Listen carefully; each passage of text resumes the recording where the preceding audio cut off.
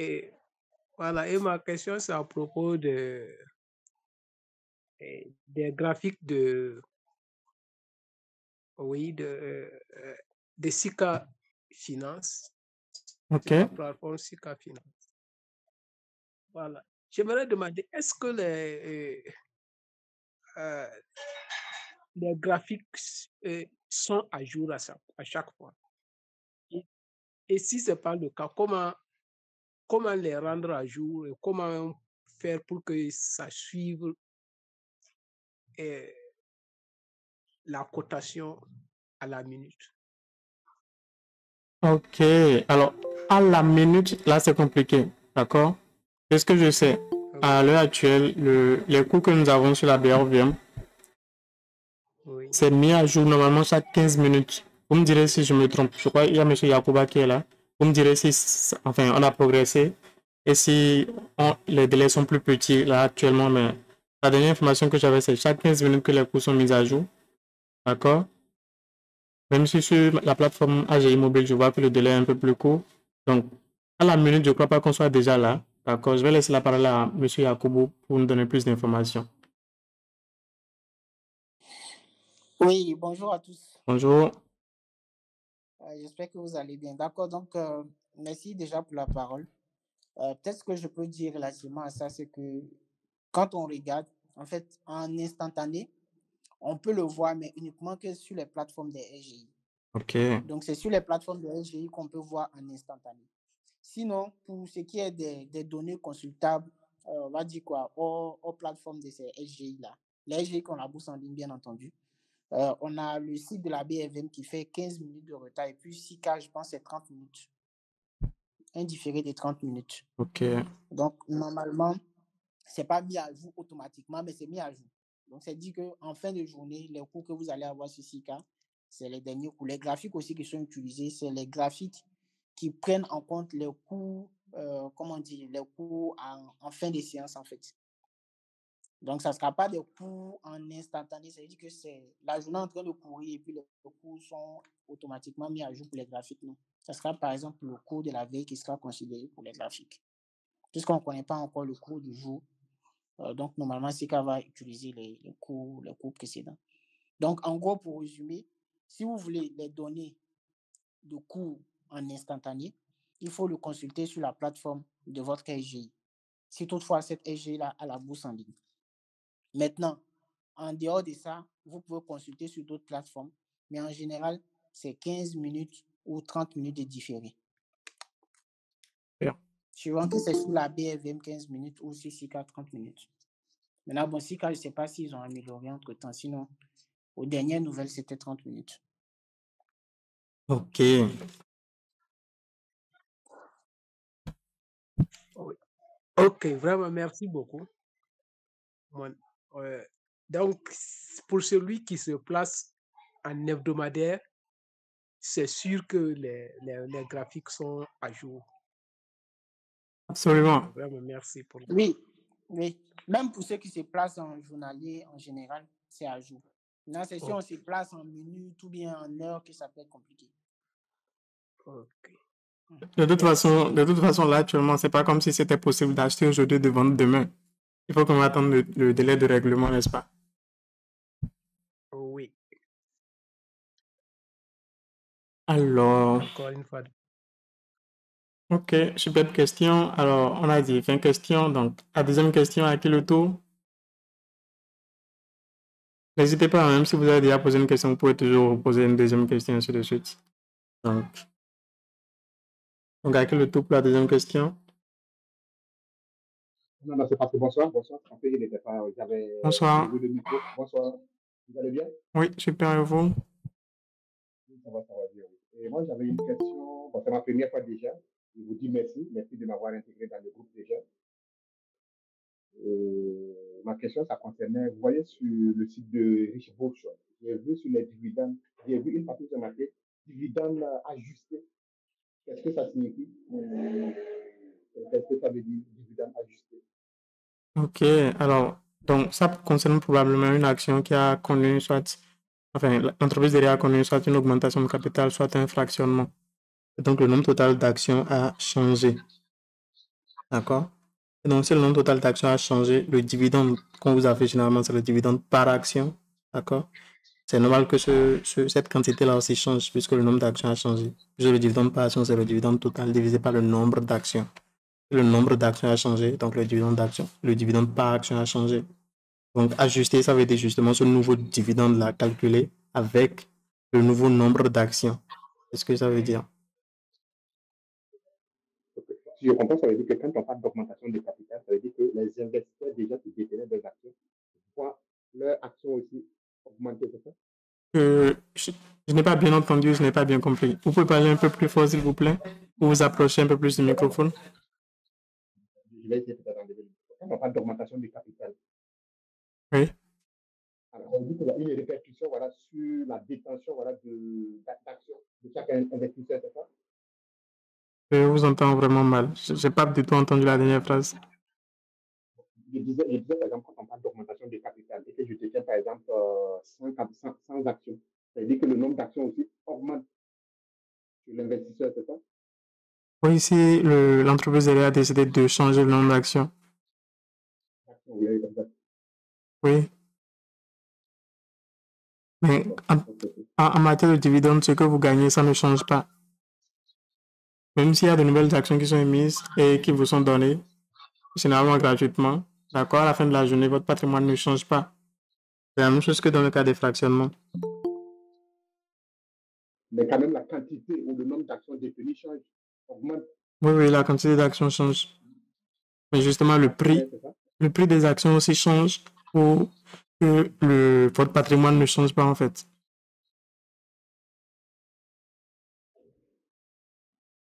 Je n'ai toujours pas compris. Prenez un exemple, je vais voir si c'est possible. C'est peut-être moi qui ne suis pas, puisque je vous entends très mal. Le mieux, c'est écrivez la question dans le chat. Comme ça, je saurai exactement votre inquiétude. Il n'y a, y a pas de souci. Je vous écrirai. Là. OK. D'accord, merci. Merci à vous.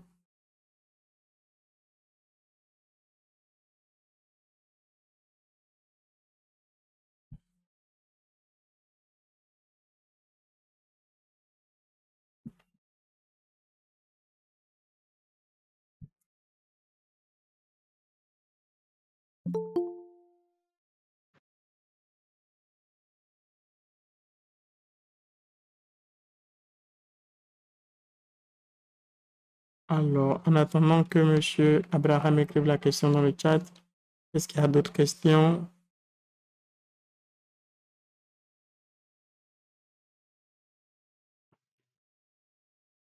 Bonsoir, allô, Bonsoir, M. Oumar. comment allez-vous? Super, et vous?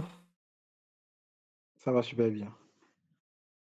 Euh, donc moi, ma question ce soir, en fait, est liée à la gestion du portefeuille par les agents des SGI.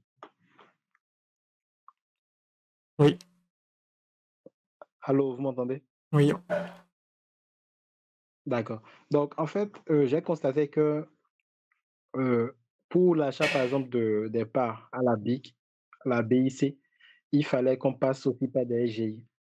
Donc, moi, mon inquiétude ou mon interrogation, c'est de savoir si lorsqu'on se met, par exemple, en co-gestion, c'est-à-dire en gestion par les agents de la SGI, il faudrait aussi que pour les achats sur les marchés primaires, ils soient concernés ou c'est totalement indépendant d'eux.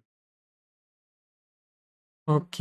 Alors, ça, c'est une question intéressante directement pour M. Yacouba. Je ne sais pas si, quand on est en gestion sous mandat et qu'on désire, si je suis en gestion sous mandat et que je suis intéressé par BIC, par exemple, comment ça se passe?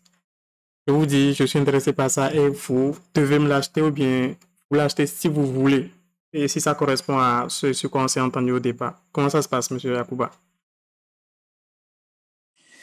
D'accord. Déjà, merci pour la parole. Je pense que pour ceux qui sont en gestion sous mandat, il y a une instruction donc du régulateur, donc de l'AMF moi, qui dit clairement que le client qui est en gestion sous mandat s'interdit de s'immiscer dans la gestion de son portefeuille. Donc, en gros, toutes les décisions d'investissement doivent venir uniquement que du gestionnaire de portefeuille agréé qui a la charge donc de la gestion de portefeuille du client en question. Toutefois, pour des on va dire quoi, des raisons de, comment on appelle ça, d'approche commerciale, bien entendu, le gestionnaire peut être ouvert. Supposons que vous avez une opération qui est sur le marché primaire. Vous ne pouvez pas savoir si votre gestionnaire de portefeuille, vous qui êtes en gestion sous mandat, si votre gestionnaire de portefeuille ira sur l'opportunité ou pas. Néanmoins, si vous vous êtes intéressé, vous souhaiterez absolument voir ce titre dans votre portefeuille, vous pouvez lui écrire. Vous écrire à l'institution en signifiant votre intérêt à vouloir, comment on appelle ça, ce titre-là. Maintenant, vous faites la suggestion uniquement, mais ça sera au gestionnaire de finalement prendre la décision si, en fin de compte, il part pour l'opération ou non. Mais bon, en général, pour ce que je sais, si la SGI ne trouve pas que l'opportunité sera trop, comment on dit,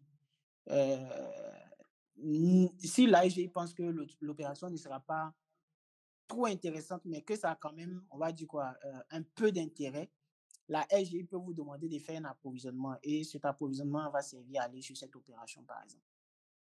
Parce que souvent aussi, les gens pensent que dès qu'il y a une opération sur le marché primaire, il faut sauter en même temps sur l'occasion. Non. Parce que quand vous attendez, vous pouvez voir que dans le cours, après, le prix va chuter. Donc, c'est vrai, la SGI a fait ses analyses et a estimé, par exemple, que ce n'était pas une bonne affaire sur le marché primaire. Donc, pour ses clients, je suis sous mandat, ils préfèrent attendre que le cours baisse avant de se positionner. On a vu sur le cas de la Loterie nationale du Bénin, 4800, après c'est passé jusqu'à 4700. Donc, il y a cet élément-là dont il faut prendre, il faut tenir compte. Sinon, techniquement, quand vous êtes en gestion sous mandat, c'est la SGI qui décide si elle part sur une opération du marché primaire ou non. Je crois que vous pouvez toujours leur écrire et essayer d'échanger, montrer votre intérêt par rapport donc à l'offre. Par contre, toute souscription passe par, qu'on soit gestion sous mandat ou gestion libre, toutes les souscriptions doivent passer par votre SGI, qui d'ailleurs va centraliser et puis transférer ça, on va dire, à l'arrangeur de l'opération, parce que chaque opération on va dire quoi, de levée de fonds est arrangée par une SGI donnée ou bien un collège d'SGI. Donc, si par exemple, c'est EDC qui est en charge de l'opération, donc ça voudra dire que vous allez transmettre votre volonté de participer à l'opération. Votre SGI va centraliser et puis transférer tout ça à EDC. Donc, c'est après EDC qui va faire les différentes affectations et puis envoyer les éléments aux différentes SGI pour qu'elles confirment les quantités pour lesquelles elles ont souscrit pour le compte de leurs clients. Bon, je ne sais pas si j'ai répondu à la question. Sinon, bon, peut-être que vous pourrez me revenir sur les éléments qui n'ont pas été clairs, on va dire. Oui, monsieur Yacouba, c'est bon, merci beaucoup. Je pense que je vais attendre que les autres posent leurs questions, sinon j'ai une deuxième question aussi. Ah, allez-y en même temps. D'accord, merci. En fait, cette question, elle est liée en fait au côté des obligations, du côté des obligations. J'ai constaté que les analyses sont plutôt simples. Les analyses fondamentales au niveau des obligations sont plutôt simples. Et il y a une théorie qui dit que grâce aux obligations, on peut stabiliser en fait le portefeuille. Mais je ne comprends pas pourquoi en fait elles ne sont pas si populaires que ça. Donc voilà, c'était ça ma question. Ah, c'est une question de profil d'investisseur. Vous savez, tout le monde n'a pas la même appétence au risque. D'accord? Donc, il y a des gens qui seront très conservateurs et qui voudront évidemment avoir dans ce cas une bonne partie de portefeuille en obligation. Il y aura des gens qui seront très attirés par les gains, des gains très élevés, donc qui vont sacrifier, on va dire, la sécurité pour le gain, pour la performance. Donc, ces gens-là, ils auront tendance à avoir presque 100% du portefeuille en action, d'accord? Donc, ça dépend de chacun. Le profil d'investisseur, est-ce qu'on est là pour faire de la croissance modérée, de la croissance folle? Est-ce qu'on est là pour des gains mirobolants ou bien est-ce qu'on veut juste pouvoir conserver son patrimoine au fil des années? D'accord, merci beaucoup. Alors, donc dans le chat, il y a deux questions. Je vois la première question, c'est M. Victorien. Il demande, peut-on avoir la liste prévisionnelle des paiements des dividendes? Alors, la réponse c'est oui, d'accord? Par contre, pour 2025, je ne sais pas s'il y a déjà des entreprises qui ont déjà commencé par donner des dates. Alors, donc on va aller voir ça sur Richboost. Je vais essayer de partager mon écran. Vous me direz si vous voyez.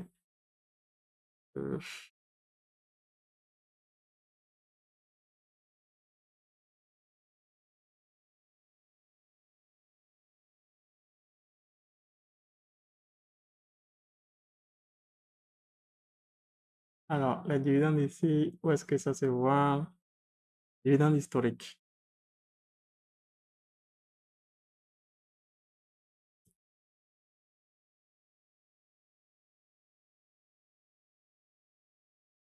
Là, elle me demande de me connecter, c'est ça.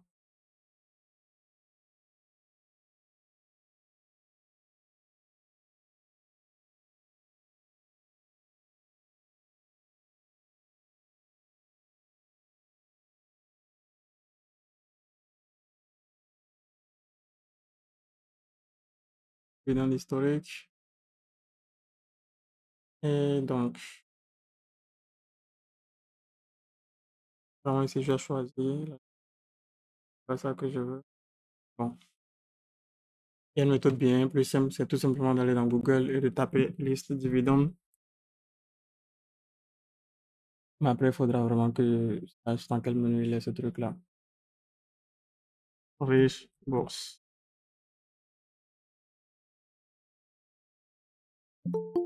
Ok, donc on est là, c'est le premier lien. Oh, donc, j'essaie de l'ouvrir dans notre nouvel onglet. Et donc, voilà ce qu'il me dit. Donc, aucun résultat trouvé. Donc, comme je le présentais, pour l'année 2025, effectivement, il n'y a pas encore d'entreprise qui a annoncé à quelle date elle allait payer son dividende. Donc, c'est vrai qu'il faut patienter. D'accord. Généralement, ça commence vers la mi-année. D'accord. Mais bon, avec le temps, elles commenceront par faire les annonces pour à quelle date elles vont payer les dividendes. Donc, voilà. Pas de-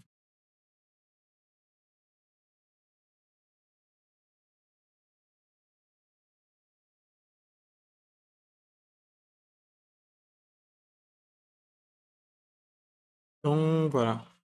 Alors, donc, ça, c'était M. Victorien.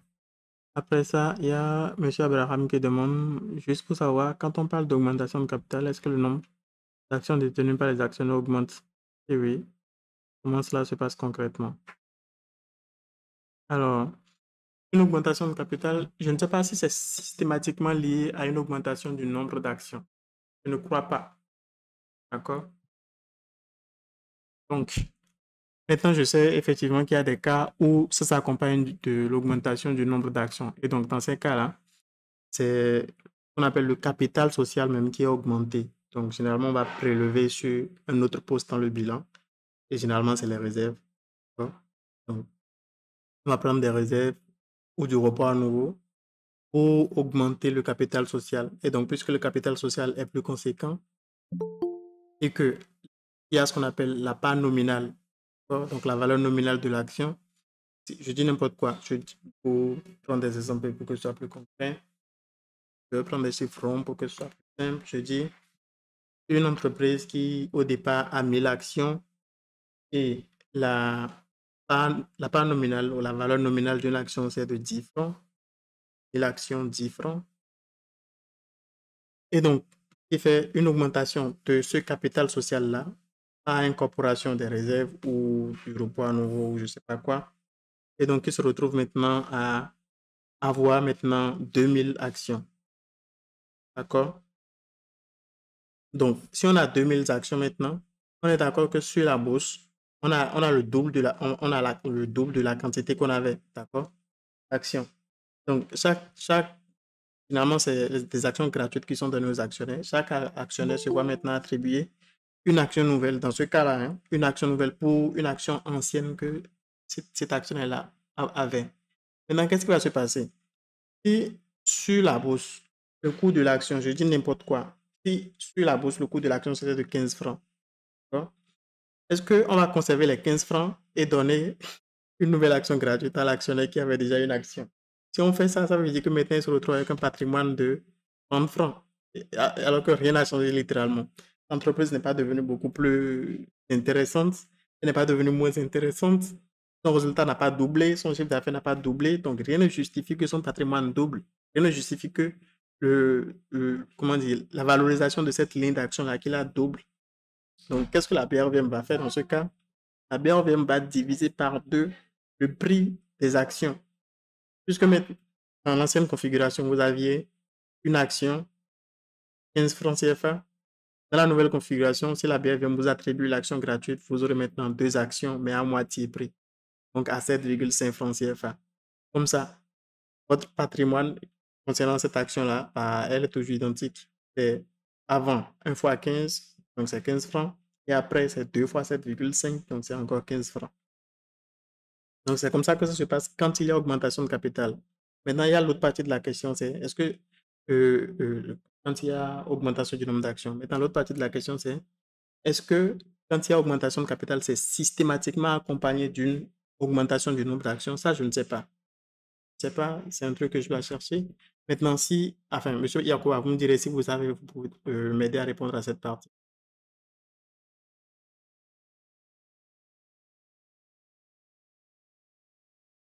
Oui, je pense qu'une augmentation de capital, ce n'est pas forcément une augmentation du nombre d'actions. Parce que on a vu des cas où, je pense que c'était avec BCC, je crois, où ils ont fait une augmentation de capital, sauf que là, c'est la valeur nominale qu'ils ont renforcée, en fait. OK. Voilà, c'est la valeur nominale qu'ils ont renforcée, à défaut donc de renforcer, on va dire, comment on appelle ça, le nombre d'actions. Et que le nombre d'actions reste le même, mais la valeur d'une action a changé, puisque la valeur d'une action est passée de 1000 francs à 2000. La valeur nominale, je veux dire. Super. Donc voilà. Donc la deuxième partie aussi a répondu. Vous pouvez faire une augmentation de capital en ne changeant pas le nombre d'actions, mais en changeant le valeur nominale de chaque action. Et alors, il y a une nouvelle question encore dans le chat. Je souhaiterais savoir utiliser la profondeur du champ d'un titre, placer efficacement des autres et assurer d'avoir faire rapidement la priorité. Alors, ça, je dirais ça tout de suite, M. Yacouba. Ça, je veux dire ça, comment dire? Trading, en fait. Donc, moi, je ne suis pas très expérimenté côté trading. Je sais pas comment placer des ordres efficacement pour que ça passe le même jour, parce que c'est pas ça mon horizon de placement. Donc, monsieur Yacouba, vous qui êtes sûrement habitué au trading, vous nous direz comment on fait dans ce cas. D'accord. Pour dire vrai, si vous voulez que votre ordre passe en priorité, il faut changer le type d'ordre. C'est-à-dire qu'au lieu de mettre un ordre à coût limité, vous mettez un ordre au marché. Parce qu'en mettant un ordre au marché, vous dites en fait au marché, peu importe le prix que vous proposez, je suis preneur. Donc, automatiquement, vous allez voir que votre ordre va avoir la priorité sur tous les autres types d'ordres. Donc, placé en première position. À moins qu'il y ait des gens avant vous qui ont fait aussi, on va dire quoi, des ordres au marché. Sinon, si vous êtes le seul, par exemple, à faire l'ordre au marché, votre ordre va se positionner en priorité. Et si vous êtes à l'achat, l'ordre qui vient en premier au niveau de la vente, vous allez l'absorber automatiquement. Voilà, donc en général, c'est ça. Maintenant, il peut arriver que vous voulez acheter, parce que souvent quand vous mettez au marché aussi, ça peut ne pas forcément être l'option que vous voulez. Vous voulez avoir la priorité, en fait, vous voulez que l'ordre passe le même jour, mais sans pour autant vous mettre au marché. C'est-à-dire que sans pour autant vouloir prendre le prix le plus élevé quand vous êtes à l'achat ou le prix le plus bas quand vous êtes à la vente. Donc, qu'est-ce que vous allez faire? Vous allez regarder la profondeur du marché. Donc, vous allez regarder à peu près les positions que les investisseurs ont pris, c'est-à-dire en termes de montant et en termes de volume. Donc, en fonction du volume, vous savez à peu près le niveau de transaction qui passe sur un titre sur la journée. Bon, ça, c'est des données qu'on peut consulter également sur différentes plateformes d'ailleurs. Donc, vous avez déjà cette information-là. Vous savez à peu près les niveaux de transaction qu'il peut y avoir sur un titre. Donc, en fonction des volumes qui sont proposés, vous pouvez vous positionner vous aussi. Parce que si vous voulez acheter, supposons vous voulez acheter à 1500 et avant vous, il y a par exemple 2000 titres qui sont placés, on va dire quoi, à 1600 par exemple. Vous voulez acheter à 1500. Et vous savez que, enfin, de façon historique, le niveau des transactions sur ce titre en particulier tourne autour donc de peut-être 2000 ou bien 1500 titres par jour. Donc, il va de soi que la quantité qui est à 2000 là risque de tout on va dire quoi, absorber. Donc, si vous voulez passer obligatoirement le même jour, vous serez obligé de revoir votre positionnement à la hausse. Donc, peut-être vous mettre à 1605 francs pour être au-dessus de la quantité de 2000. Comme ça, vous serez absorbé avant qu'on arrive à la quantité donc des 2000. Sinon, vous pouvez aussi vous aligner sur la proposition de prix de la quantité 2000 en fait. Donc, vous mettez aussi 1600 et puis peut-être ceux qui sont à la vente quand ils vont aspirer. En fait, quand ils vont voir la vue cumulée, ils vont voir par exemple, si vous voulez acheter 100 titres, ils vont voir par exemple 2100 titres à 1600. Donc, ils peuvent être tentés de tout absorber en un coup. Donc, il y a cette possibilité-là. En tout cas, on va dire quoi, il n'y a pas de recette toute faite. C'est une question d'observation, c'est une question d'habitude. Voilà, à force d'observer, vous allez voir à peu près, en tout cas, vous allez avoir ce réflexe-là, de pouvoir ajuster vos ordres en fonction de la configuration du carnet d'ordres. Donc, de la profondeur du marché sur un titre. Bon, je ne sais pas si j'ai répondu à la question. Sinon, bon, peut-être que à la demande, je pourrais faire plus de précisions sur un certain nombre de points. Je crois qu'elle est satisfaite puisque je vois qu'il a le pouce levé. Alors, je vois une autre main levée. Monsieur Abraham, vous avez une question?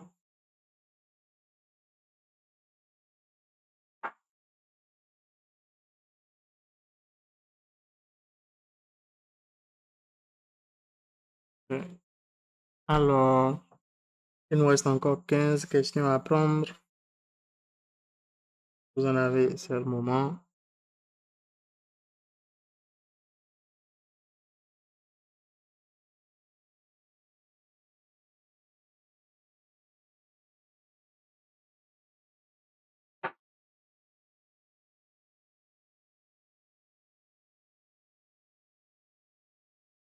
Bon, on va profiter de ce moment-là. Il n'y a pas de questions pour faire de la pub rapidement. Donc, si vous êtes dans le groupe, vous savez que, enfin, vous êtes au courant pour RichBoost. C'est une plateforme d'aide à la décision et donc, c'est possible de faire des abonnements premium sur RichBoost. Et donc, si vous voulez faire un abonnement sur RichBoost, il y a un lien en particulier dans le groupe. Vous pouvez m'écrire en inbox pour l'avoir. Et en utilisant ce lien en réalité, vous avez un mois d'abonnement supplémentaire.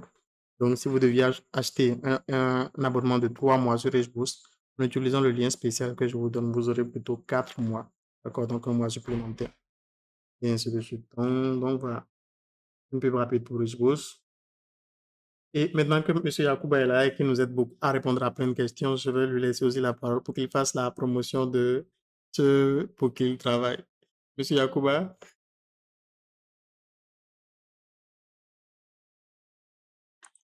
Oui, bon. Là, je suis plus au dépourvu. Hein. Je n'avais pas préparé. Peut-être à une prochaine occasion. Je pense que le dimanche prochain, peut-être je vais me préparer davantage. Parce que là, je suis venu, on va dire quoi, particulièrement en tant qu'un investisseur lambda. Voilà. Parce que j'apprécie beaucoup ce que M. BFM fait. Je pense que c'est très salutaire et puis bon, ça aide beaucoup de personnes. Donc moi, je viens ici, on va dire principalement pour le soutenir. Voilà, pour le soutenir et puis apporter quelques réponses si j'en ai. Voilà. En tout cas, s'il me permet on va dire de donner quelques réponses, bon, je les donne, quoi. Sinon, principalement, je suis là pour le soutenir. Mais puisqu'il a voulu me faire ce cadeau-là, je pense que pour les prochains jours, en tout cas les prochaines séances, je vais principalement me préparer par rapport à ça. Merci bien, monsieur BFM. Ok, super. Alors, est-ce qu'il y a d'autres questions? N'hésitez pas.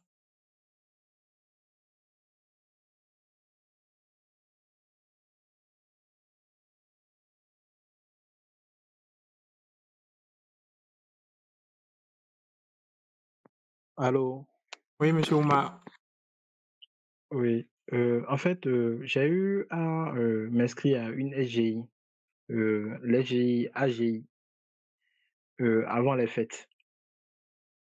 Je voudrais savoir si l'étude du dossier dure longtemps, parce que depuis, je n'ai pas encore eu de retour de la part de mon agent.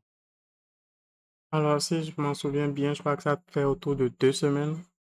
Donc, ça fait plus de 2 semaines enfin, que vous attendez. Oui, déjà plus de 2 semaines. Si on compte le 25 et le 1er, ça fait déjà plus de 2 semaines, oui. En même temps, il y a les fêtes de fin d'année, donc peut-être qu'il y a plein de gens qui sont partis en congé, qu'on sort. Donc, là, spécialement, ça peut prendre beaucoup plus de temps. Donc, On vous conseille de patienter tout simplement. D'accord, merci beaucoup. Merci à vous.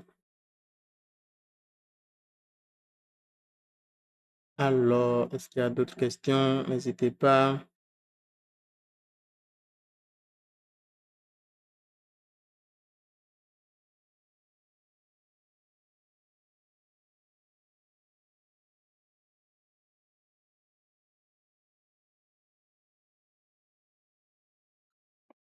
Bonsoir. Bonsoir, Monsieur Soumaïla. Moi, j'aurais une petite question là liée aux approvisionnements là. Alors, ces derniers temps, moi, je ne suis pas sur place au pays là où je partais faire les approvisionnements physiquement moi-même. Mais actuellement, comme j'ai bougé, tu te rappelles, j'avais posé une question pour voir est-ce qu'on pouvait faire comment dirais-je, le transfert via une application UA. Mais bon, comme tout ça n'est pas encore très précis, à mon retour au pays, c'est des choses que je vais discuter avec ma LGI pour voir comment justement je pourrais faciliter ça. Donc, j'ai demandé à quelqu'un d'aller physiquement aussi faire l'approvisionnement. Mais cette fois-ci, ça a beaucoup traîné. J'ai passé près de pratiquement un mois avant de voir l'effet de mon approvisionnement sur mon compte, quoi. Maintenant, j'ai passé par plusieurs emails, des appels, vraiment, ça ne s'exécutait pas. J'étais obligé d'envoyer quelqu'un physique. Mais je ne sais pas si cela est dû à la LGI ou bien c'est dû même au niveau de la BRVM. Normalement, généralement, quand je fais l'approvisionnement, 72 heures après, généralement, je constate mon mouvement sur mon compte, mais cette fois-ci, ça a vraiment traîné. Mais ce n'est pas la première fois. Une fois, ça traînait plus d'une semaine, mais cette fois-ci, c'était vraiment trop long. Alors, je ne sais pas si c'est dû à la BRVM ou bien c'est dû spécifiquement à ma LGI. Si c'est le cas, bon, c'est des discussions que je verrai avec eux pour éviter ce genre de soucis, quoi. Non, ça, c'est clairement lié à la SDA. Et donc, la solution, vous la connaissez déjà, c'est vraiment de passer par votre application bancaire. C'est le plus rapide pour le moment. Et donc, tout ce dont vous avez besoin, là, c'est de demander à votre gestionnaire de portefeuille de vous fournir la liste de leur relevé d'identité bancaire, liste de leur numéro de compte dans les différentes banques. Et vous prenez prenez en compte la banque dans laquelle vous êtes. Comme ça, le virement sera encore plus rapide. Donc, vous faites le virement. Et après, vous envoyez la preuve du virement. Donc, soit c'est une image ou un PDF à votre gestionnaire de portefeuille. Comme ça, lui, il fera en sorte que le compte soit accrédité. OK. Comme ça, vous n'avez pas besoin de confier vos sous à un tiers avec tous les risques que ça comporte, spécialement ici en Afrique, d'accord? Ouais. Et donc, voilà. Et justement, j'ai douté même si la personne m'avait pas envoyé voilà. une fausse preuve de versement et tout ça. Donc, tu vois. Exactement. OK. Merci beaucoup. Je vous en prie. Alors, est-ce qu'il y a d'autres questions? N'hésitez pas.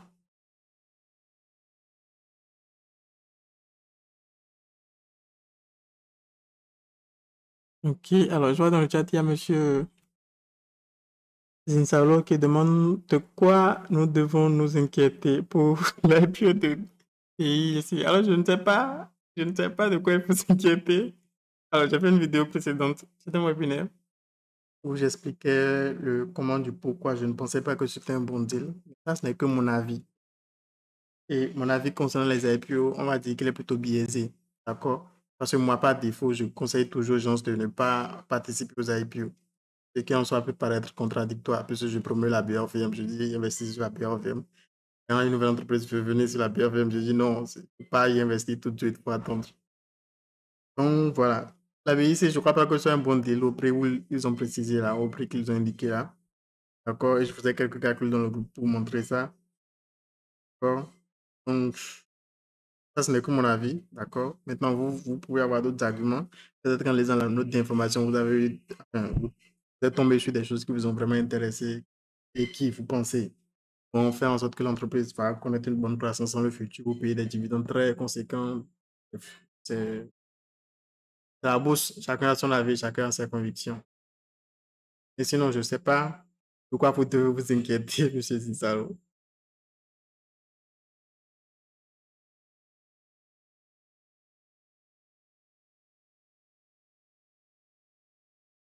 Ne vous inquiétez pas, ne vous inquiétez pas. Comme le disait sur Facebook là, you'll be fine, you'll be fine. Ok, alors ça c'était la 8e question. Est-ce qu'il y a d'autres questions? N'hésitez pas.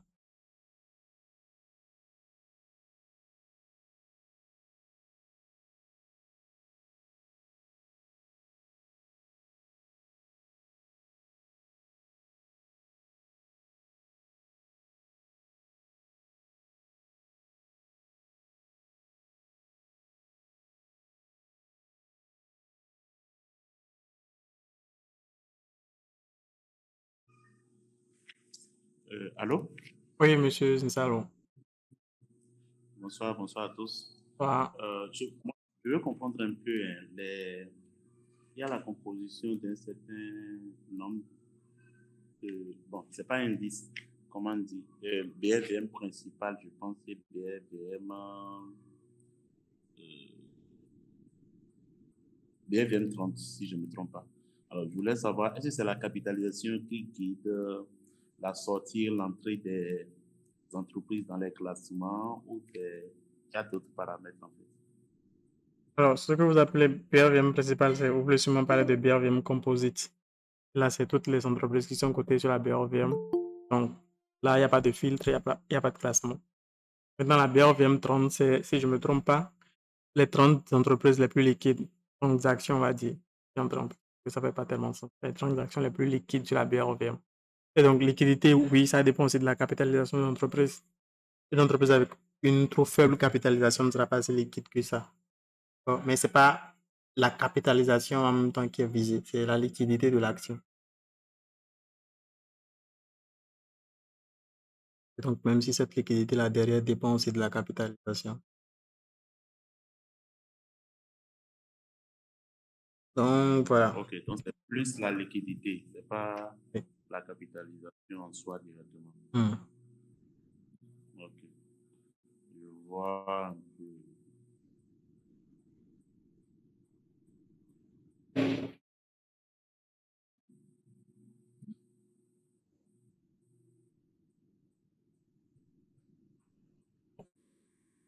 Alors, Voilà, est-ce... donc c'est l'indice, ils ont dit indice BFM Prestige et l'indice BFM 30. Ok. Alors, BRVM Prestige, Prestige, c'est ça qui est. Oui. ouais, j'ai lu ça dans le temps, mais là, j'ai complètement oublié. Je ne sais pas quelles sont les entreprises qui sont en train de mettre dans cet indice-là. Vous avez un fichier PDF devant vous, c'est ça? Oui, oui. Bon, je vais aller rapidement voir ça sur Richboost. Ok, et donc ça contient... Enfin, c'est quoi le critère? Non, non, non, je ne connais pas les critères. Bon, ils ont mis une liste de 10 entreprises.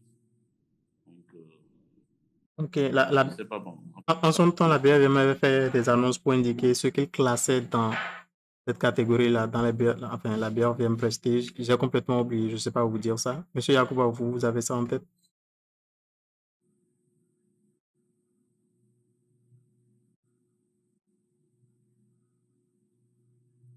Oui, allô? Oui. Bon, je n'ai pas toutes les conditions en tête, mais je sais que pour le prestige en général, on évaluait la capitalisation boursière déjà. Il fallait un certain niveau de capitalisation. Je n'ai plus les chiffres en tête, mais je peux regarder rapidement. Il Ok. fallait un certain niveau de capitalisation boursière et puis une certain nombre d'années aussi, je pense. Je suis l'article. Comme j'ai mon ordinateur devant moi, je vais faire sortir ces trucs. D'accord.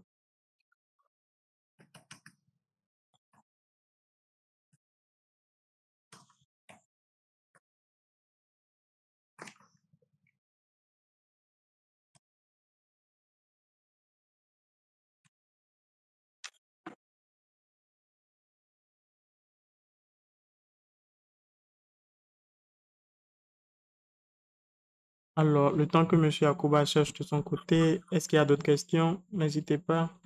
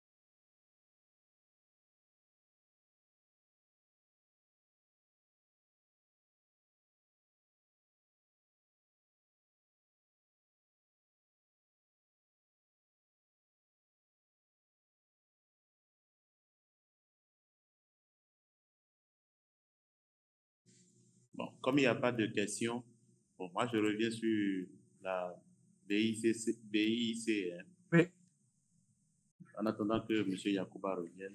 Bon, j'imagine que c'est le dimanche dernier que vous avez fait l'analyse, c'est ça? Que vous avez donné votre avis sur les pieds, parce que bon, je ne me rappelle pas avoir vu ça, avoir suivi ça, quoi. oui, le dimanche Si dernier, possible, si vous pouvez revenir. il y avait une Je sais question. que c'est votre avis, mais si Ouais. possible, si vous pouvez revenir là-dessus rapidement. Alors, donc oui, effectivement, le dimanche passé, il y avait une question comme ça dessus, je crois. Mais particulièrement en séance de coaching, il y a des gens qui ont posé des questions dessus aussi. Et donc, c'est là que je donne le plus de détails, si ça fait sens. Ah, ok, donc j'ai compris maintenant. Je pensais que c'était dans les Maintenant, du dimanche là. ouais, maintenant, dans le groupe, il y a quand même, j'ai envoyé une photo là, où je faisais des calculs sur une feuille, et donc j'indiquais ce que je pensais que serait le prix cible quand l'action serait en bourse, après que l'entreprise décide d'annoncer son dividende. Et donc, il y avait une fourchette, ils ont décidé de distribuer entre 60 et 80% de leurs bénéfices. Et donc, je disais à 60%, s'ils décident de distribuer 60%, le coût sera environ autour de ça. Et s'ils décident de distribuer 80%, le coût sera environ autour de ça. En me basant sur la rentabilité moyenne en dividende des actions sur la BRFM. Et donc, ça, ce n'est que des suppositions, encore une fois. Et dans les deux cas, aucune des alternatives là n'était très intéressante. Voilà. Ok, d'accord. Merci. Donc, Ça me donne des idées aussi pour essayer d'apprécier autrement la chose. Merci.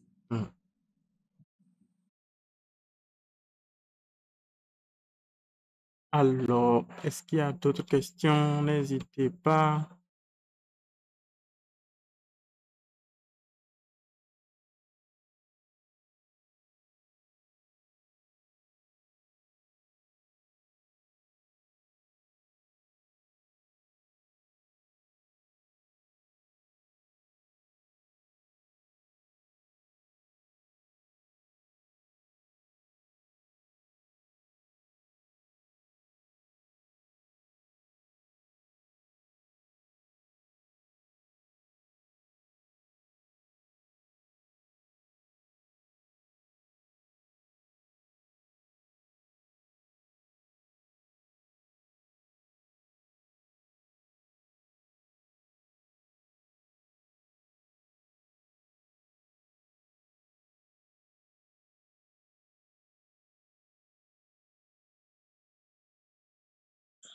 Allô? Oui, monsieur Yacouba. Je pense que j'ai les éléments de réponse. Super. Sur le site de la BFM, vous avez défini en fait les critères pour le prestige, le principal et puis le croissance. Le BFM croissance, le BFM principal et le BFM prestige.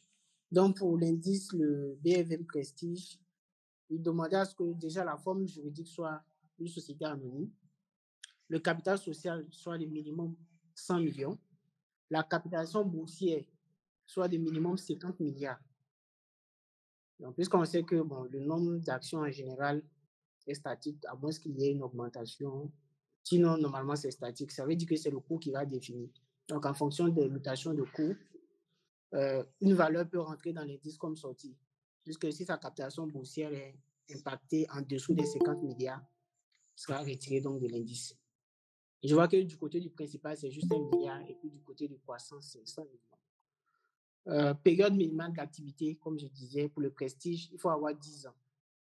Là où le principal, on demande 5 ans, et puis le croissance, on demande 2 ans.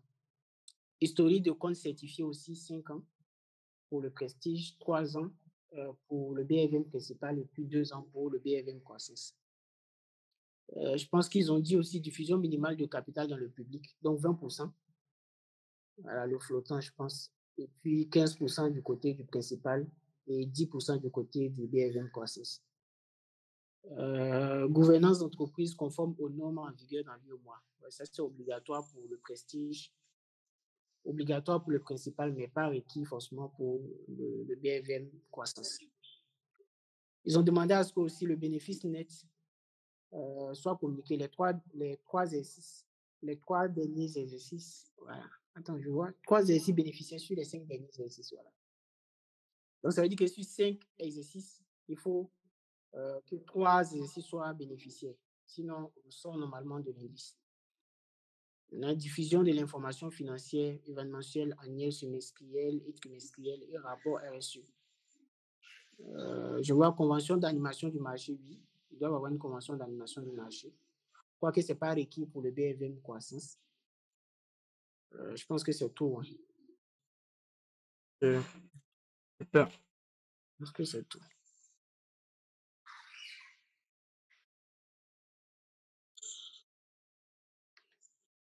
Donc, en gros, peut-être si je me résume, c'est déjà ce qui fait la différence, c'est le capital social. Donc, pour le précis minimum 100 millions. La captation boursière, 50 milliards minimum. Période minimale d'activité, 10 ans. Il faut que l'entreprise ait au moins 10 ans près dans le prestige. Historique de compte certifié, au moins 5 ans. 5 ans de compte certifié. Flottant 20%. Sur les 5 derniers exercices, 3 exercices doivent être bénéficiaires, je pense. Et ils doivent être régulés dans la communication des informations et avoir forcément une convention d'animation du marché. En d'autres termes, le contrat de liquidité avec les SGI.